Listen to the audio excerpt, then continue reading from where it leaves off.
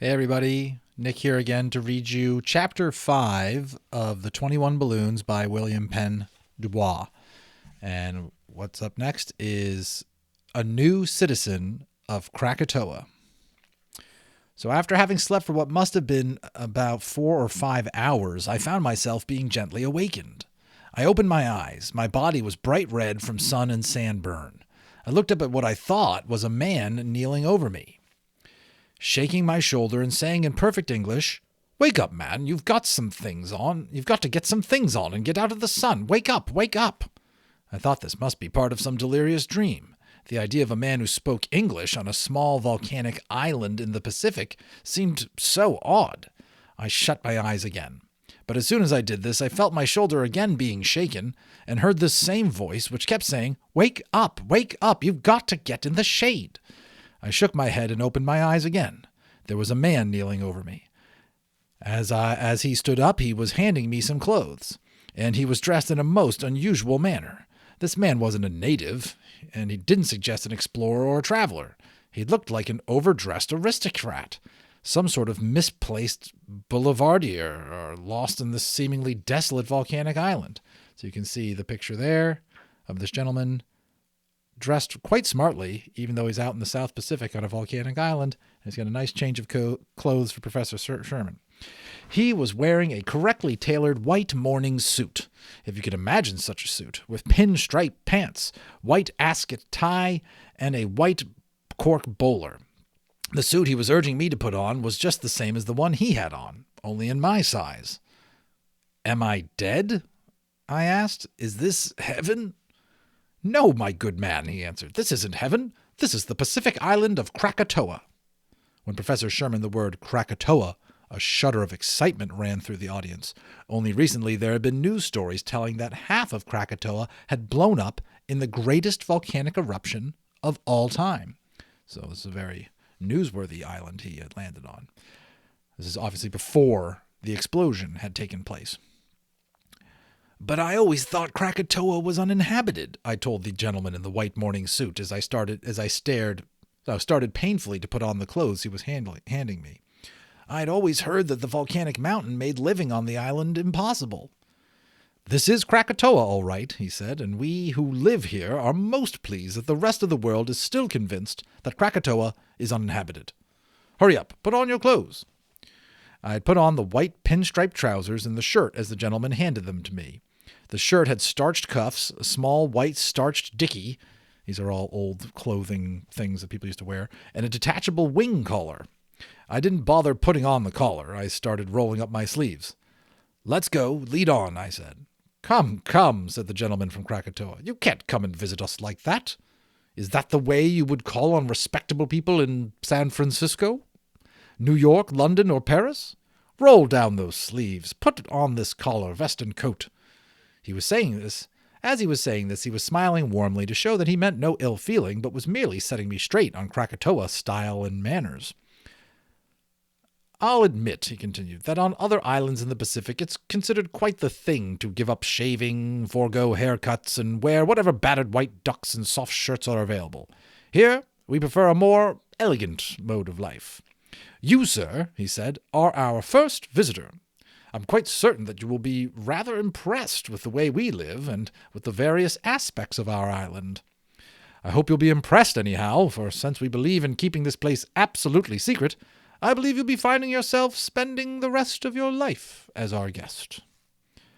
While he was talking, I had obediently rolled down my sleeves.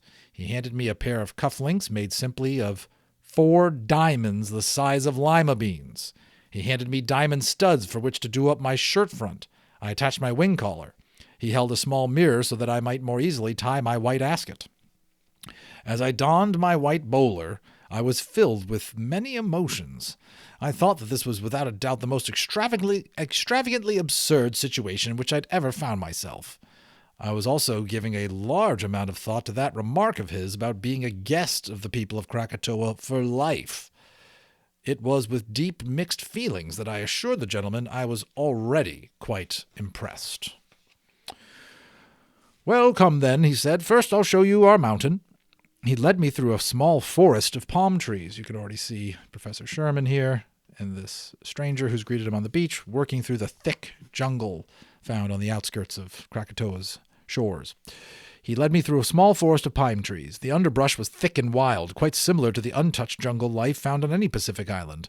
My host walked through this in a most peculiar way. He was holding up his pant legs and gingerly picking the right spots on which to rest his feet so as not to disturb the creases in his suit. My suit being a borrowed one, I felt that I had to treat it with equal care. We must have made quite a funny sight, two gentlemen in white suits and white bowlers tiptoeing through the jungle. There's that funny sight right there. Yeah. Suddenly, a remarkable change took place in our surroundings. As we neared the mountain, the underbrush in the jungle became less and less bothersome and then ceased to exist altogether. Instead of thick wild roots, giant ferns, banyan trees, and the usual webs of jungle vegetation, I found myself walking on soft green grass, which smelled and looked as though it had just been mowed. It had evidently been given all the care of a lawn in an English estate. It was like a tropical garden in the zoo of some great capital. I was quite astounded by this and remarked about it to my host. He explained that the underbrush had been cleared everywhere except for a fringe of jungle all the way around the island.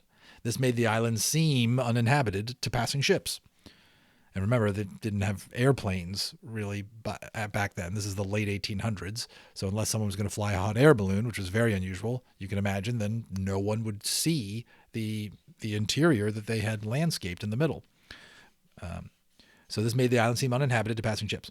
When we were about 100 yards from the foot of the mountain, we stopped and sat on a bench. I took the opportunity to introduce myself. My name is Professor William Waterman Sherman, I said, extending my hand. He shook hands with me and said, I am Mr. F. Mr. F. what? Simply Mr. F, he said. I shall have to explain about that later. The reason I suggest that we sit down on this bench is that we are quite close to the mountain. The mountain has been quiet all morning. This is rare. It is seldom quiet for more than an hour at a time. When the mountain starts rumbling, you'll feel the whole of the island move violently beneath you. You'll find this to be quite frightening and disagreeable at first. We all did.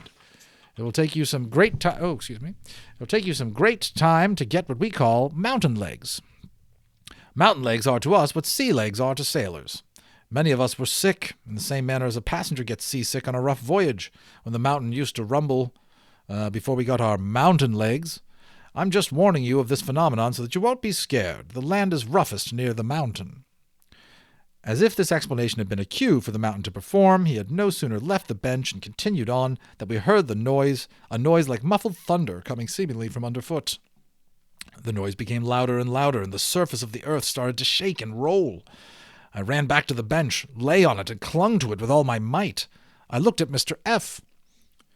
He was watching me, smiling amiably, and he was calmly moving up and down with the surface of the earth like a bottle in rough water. That's the picture of him there, just watching Professor Sherman, who's freaking out.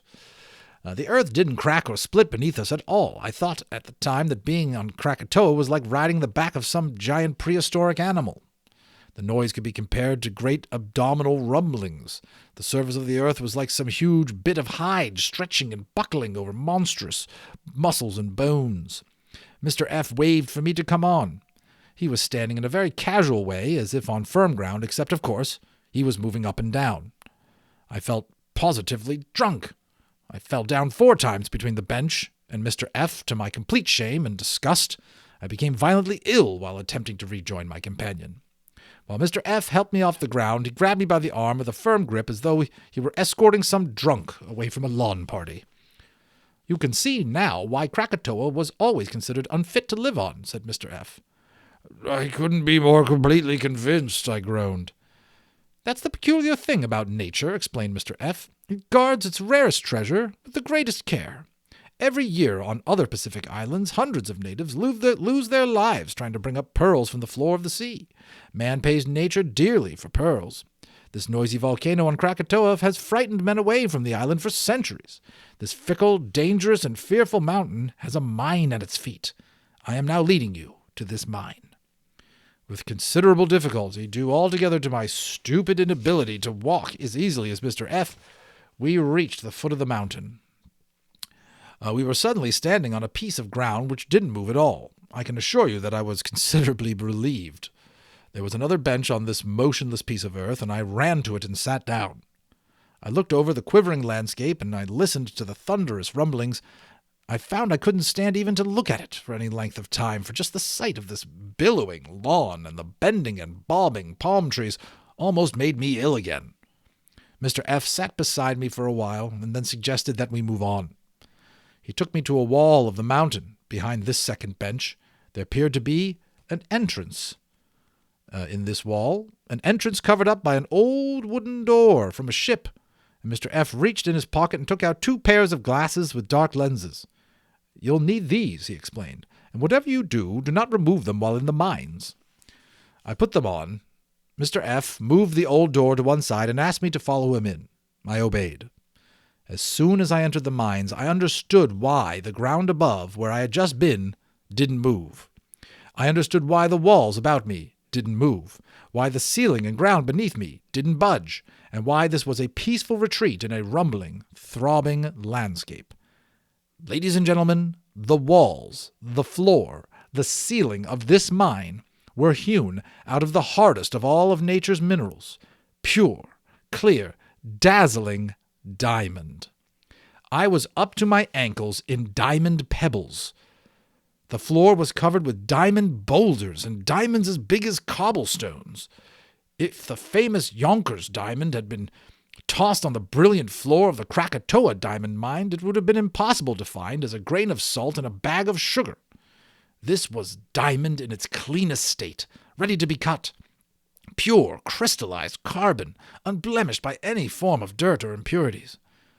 I was naturally dumbfounded. I had read about and seen pictures of famous salt mines of Poland, the crystal caves of Bermuda. Here was a sight 1,000 times more blinding, infinitely more awe-inspiring, a sight to make reality of the most imaginative fairy tale.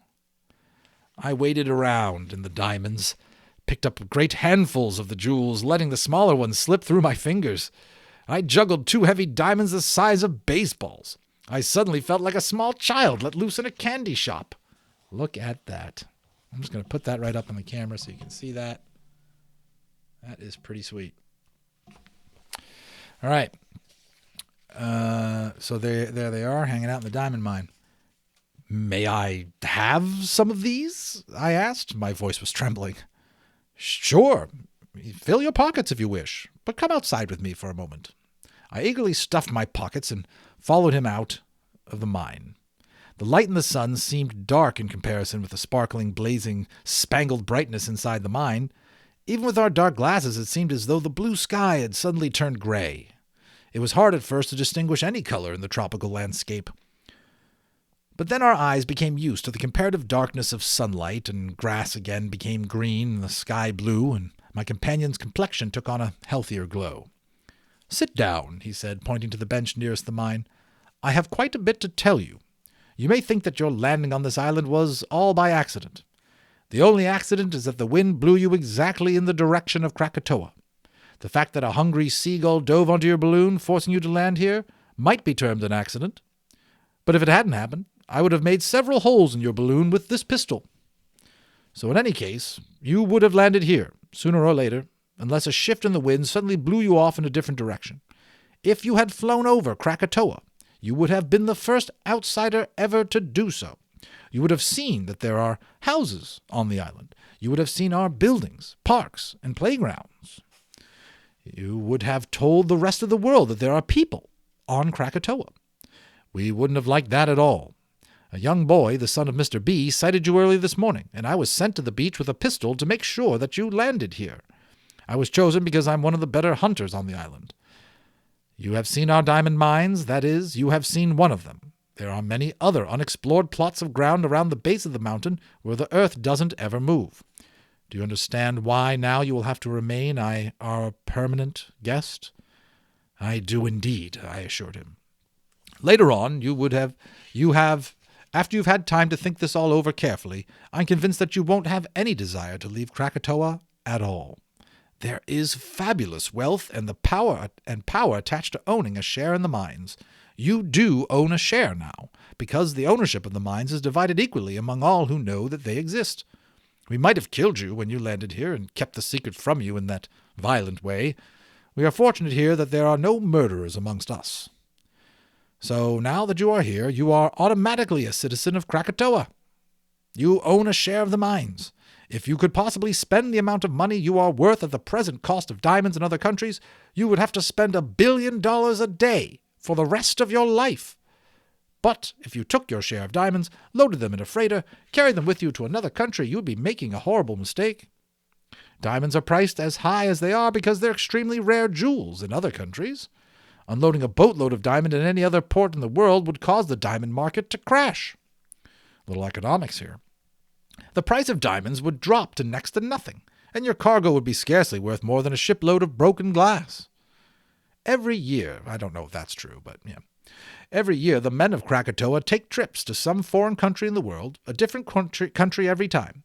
I'll tell you about these trips in detail later. We buy our supplies for the year and return to Krakatoa. We take with us one fairly small diamond which we sell to different brokers in different big cities in the country we visit.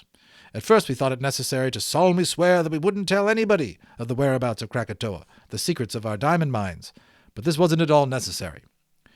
You will find that as soon as you go to a different country, you'll start thinking of the fabulous wealth in diamonds you have back in Krakatoa, realize the power of diamonds in other countries, and remember that telling of Krakatoa would destroy the diamond market. You will find out that you will avoid even mention of the Pacific Ocean. Your only fear will be that you will talk in your sleep. You asked me a short while ago if you might have a few diamonds. Help yourself. It's only natural to want to carry some around with you your first few days here. We are so used to them that we just leave them in the mines. They're worthless to us here. We each own a fortune about 100 times as big as the Treasury of the United States. Can you believe that? But there's no place here to spend our money, so we leave them where they are. This talk made me feel rather silly. I sheepishly walked to the mines and tossed back the paltry $500,000 worth of stones I had picked up. My mind was in a turmoil. The excitement of my crash, the rolling of the ground, the unbelievable mines had completely exhausted me physically. The earth had stopped rolling by this time for one of its brief few daily pauses, and Mr. F. pointed to an extraordinary group of houses in the distance. "That is our village," he explained. "We are headed that way." Fearing that the earth would again start to pitch and roll, I ran to the village from bench to bench. I was followed closely by Mr. F., who seemed to take great enjoyment in my fear of the volcanic action of the earth. When we at last stopped in front of Mr. F.'s house, I was completely worn out. "Will you lead me directly to my room?" I asked him. "I feel that I have had quite enough excitement for today, and after a good night's sleep I know that I shall be in far better condition to cope with the novelty of this fabulous island." Mr. F. kindly showed me to a room, gave me some pajamas, brought me a meal, and said, "Good night." I thanked him, ate the meal in bed, and shortly afterward dropped off into my heavy slumber. The next chapter will be The Gourmet Government. So we'll hear all about how they run things over in Krakatoa in our next chapter. Thanks for listening.